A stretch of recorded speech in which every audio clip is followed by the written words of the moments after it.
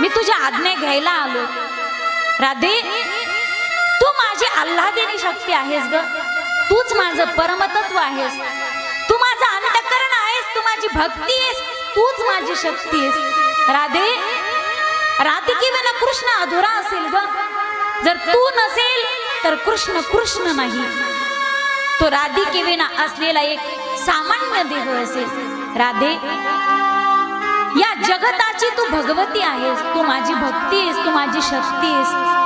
मला जीवनात काही पराक्रम लीला करायचे, दुष्ट राक्षसांचा संहार करायचा, भक्ताला सुख द्यायचंय, यासाठी मी तुझी आज्ञा मागण्यासाठी आलोय। राधे, मला आज्ञा दे।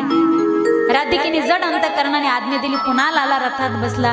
रथ थोडा पुढे जातो न जातो तेवढ्यामध्ये मूर्छेतून जागी झाली। मै आवाज देऊ लागली, लाला रुक जा, राजा रुक जा।